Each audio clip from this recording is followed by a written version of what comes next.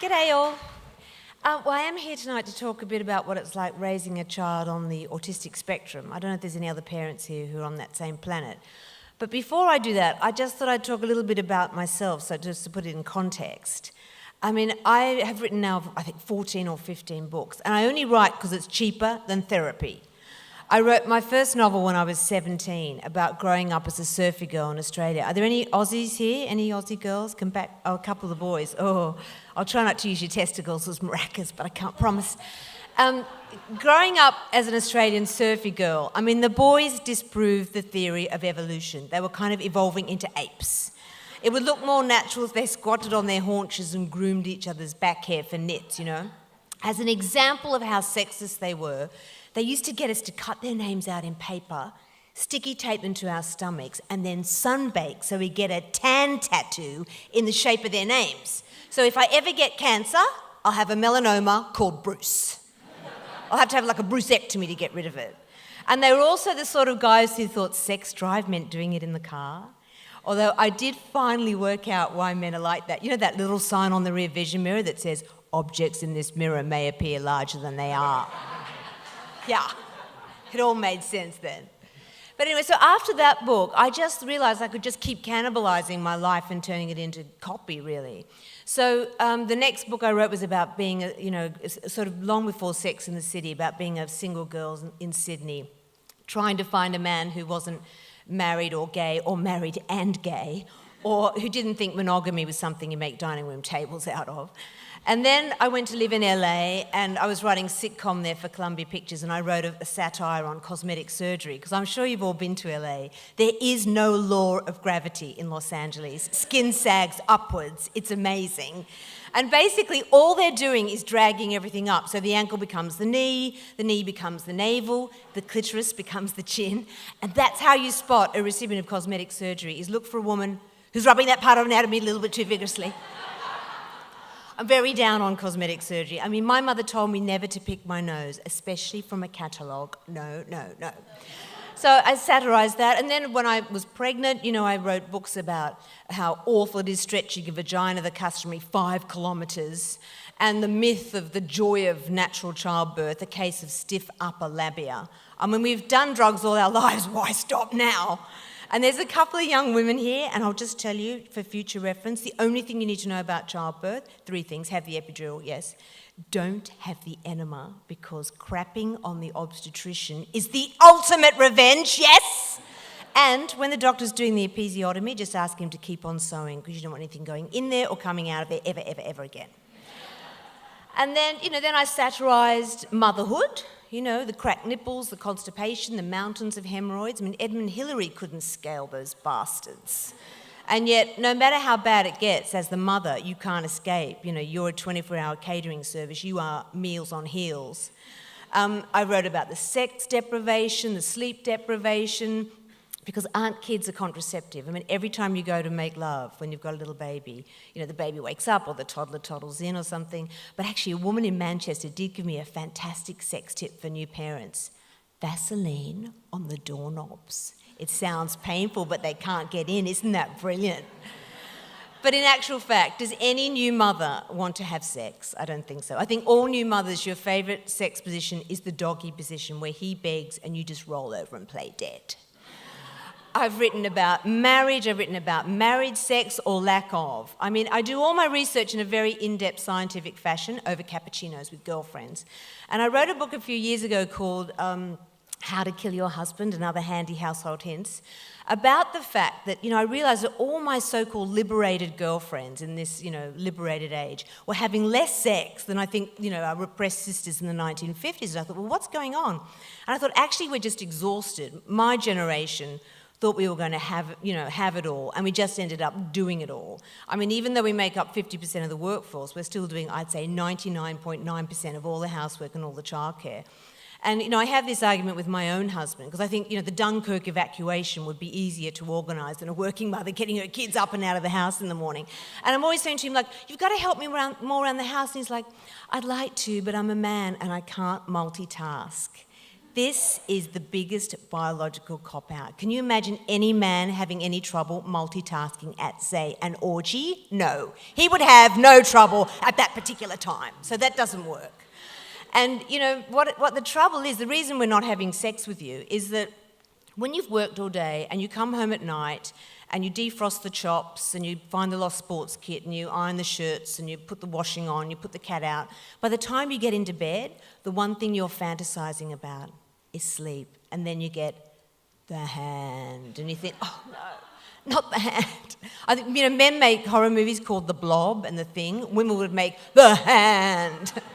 But I have got a fantastic sex tip for any woman who wants to get out of sex with her husband. Just when you feel the prod of his penis in your back, tell him the tax department rang and wanted to audit his accounts, because not only does he lose the desire for sex, but he won't be able to sleep, so no snoring either. Result, yes!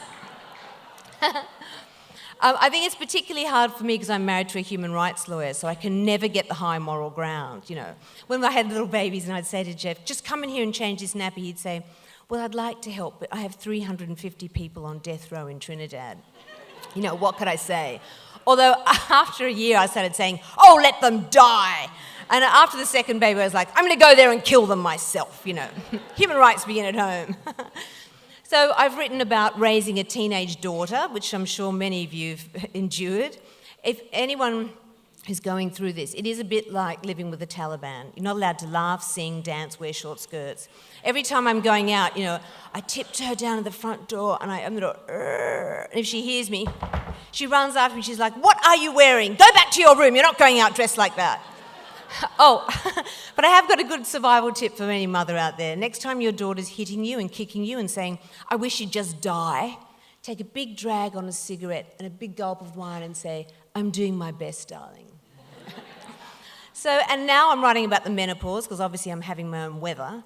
And what I would say about the menopause is that how unfair is it? All the things women go through, from pregnancy, you know, from period cramps, pregnancy, childbirth, mastitis, menopause, then just when everything goes quiet, do you know what happens? You grow a beard. How can that be fair? But the reason I'm telling you all this ridiculous stuff is to show you how candid I am about everything. I mean, I really just strip off to my emotional underwear for a living, and it's a psychological striptease that reveals all. But there's one thing I'd never, ever, ever talked about, and that is the fact that I have a son on the autistic spectrum. I suppose I didn't want to invade his privacy, really, but then when I started my 15th book a year or so ago, I was going to write a book about a sex war, suggesting we call a truce, starting with you boys negotiating your terms of surrender. But this other book started pouring out at the end of my pen, and it was about a single mother raising a child with Asperger's. I thought, okay, well, this is my cathartic story. What will I do? Will I write it? Will I abandon it? And I thought, well, I'll write it, I'll publish it, but I won't talk about my personal connection. I'll just let the book stand on its own two literary legs, really. But then at Christmas time I was in Australia and someone said to me, a journalist said to me, but isn't it true you have a child on the autistic spectrum? So I thought, well, I'm not going to lie. If I lie, it looks as though I'm embarrassed of him. And of course, the opposite is true. I'm so proud of him. So I asked him what to do. He's 21 now. And he loves the book. He thinks it helps destigmatise the condition of Asperger's. He thinks it's a celebration of, idiosyncrasies and eccentricities and being different. So with his blessing, I very tentatively started talking about my own personal connection to the book and to autism. And I'm really pleased that I did do that, because every day I get letters from many mothers thanking me for putting into words what their lives are like. And just sometimes knowing you're not alone in going through this is such a tonic. But I suppose the best way to explain it, having a child, sometimes I don't think I gave birth to my son, but I found him under a spaceship and I'm just raising him as my own. There is no owner's manual. I mean, it's like having a giant jigsaw puzzle without the benefit of the coloured pictures on the box. You just have to make it up as you go along. And for anyone who doesn't know what Asperger's is, it's on the autism continuum. And it's a lifelong neurological condition, chiefly characterised by an inability to communicate, socialise, often OCD, obsessive-compulsive disorder, but also often a very high IQ. My own son is like Wikipedia with a pulse. I don't even have a diary. I just say, where was I on the 3rd of June, 1998? And he will work it out. And yet the same child can't get the right change from the corner store. So there's a real, dichotomy in their IQ. And when you get that diagnosis, if any of you, I don't know if there's anyone here who has a child with special needs, but when you get the diagnosis, it's like a knife is just plunged into your heart. First thing you do is go into denial. I mean, I hate to think, I saw every expert on the planet. I hate to think how many doctors' children I've now put through university.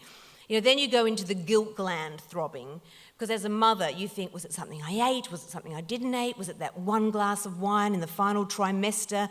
Should I have feng shuied my aura like Gwyneth Paltrow and Organic Co? And then after a while, you just come to accept that you have this extraordinary little person and you have to do your best by them. I now no longer think there's any such thing as normal and abnormal. I think there's ordinary and extraordinary. And they are extraordinary people. They have a sort of tangential, lateral, literal logic, which is so original and alarming and fresh. I'll give you some examples. I mean, first of all, when experts were saying to me when he was little that he was retarded and he had a global delay, I would be thinking, oh, he's retarded. And then he'd say these amazing things to me. When he was about 4 and I was chopping up onions in the kitchen, he watched me for a while and he said, if onions make you cry, are there vegetables that make you happy? Great question. Or he'd ask me, what's the speed of dark and things like that. But because they have no filter, you do sweat more socially. You sweat more than Paris Hilton doing a Sudoku because you never know what they're going to say. For an example, I once had a very famous actor coming over for dinner. I don't want to go for gold in the name-dropping Olympics, but I'll just tell you so you understand the full horror of the scenario. Hugh Jackman, every girl's wet dream. That man gives us a wide-on, doesn't he? Anyway, we're in the kitchen. I'm flirting for Britain. In my mind, we've already eloped and we're living in the Caribbean, right? Then my son came home. He was about 13. And as he came in, I jumped up and hugged him and I said, oh, hi, Jules. How lovely to see you, darling. And I said, oh, look, love, you're growing a moustache. Well, he just scrutinised me. He said, so are you, Mum? Look at all those hairs on your top lip and there's quite a few on your chin as well. And I'm like, oh, my God, is it too late to put him back in the condom vending machine for the refund? Or I took him to Downing Street once, and Tony Blair was there, and Julius walked up to him and said, oh, you're the one my mother calls Tony blah, blah, blah. And then another time somewhere we met Anne Widdecombe, and I explained to him about Anne Widdecombe and how hypocritical I thought she was, and he went up to him and said, you're the one my mother says is two-faced, but if so, why are you wearing that one when it's all wrinkly and old? There's nowhere to go. But what's interesting about these people, too, is that with diagnostic hindsight, we now know that Mozart and Einstein and Van Gogh and Warhol and Newton and all these amazing people were on the autistic spectrum. But with all the cutbacks, with the scramble for funding, people with less obvious disabilities, they don't have a wheelchair or a white stick or whatever, are going to lose out, which means they could end up living in a bedsit on benefits. And, they could also contribute to society in the most extraordinary way if we could just give them the right support. My son often says to me that he feels he's drowning in his own brainwaves.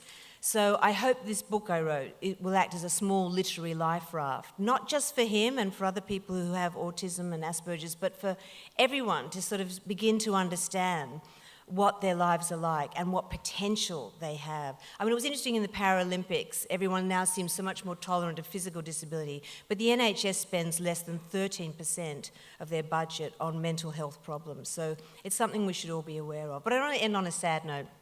What can I end on? I'll tell you, all right, well, when I first came here, the bit of goss I didn't tell you was that my husband was engaged to Nigella Lawson. Did you know that?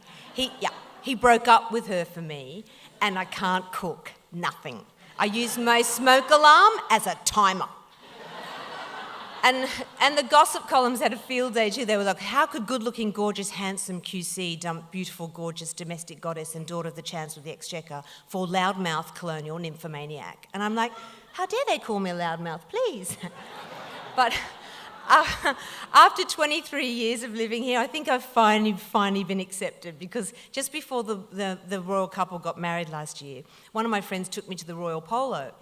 Anyway, Clarence House saw my name on the list and rang up and said, do you want to present the cups to the princes? They were very low on any celebs that day, right? So, yeah, sure. So I'm at the polo, and there's 4 boys, I don't know if you've been, there's 4 gorgeous spunk rats on each team. And I'm standing at the front, and I said to the organiser, well, what do I do? And he said, well, as the princes come towards you, you kiss them on the cheek and present the cup. So I could see Prince William walking towards me, and he looked so bored. So I thought, oh, I might as well have a little fun. So as he came up to me, I said, apparently I have to kiss you. Do you want tongue?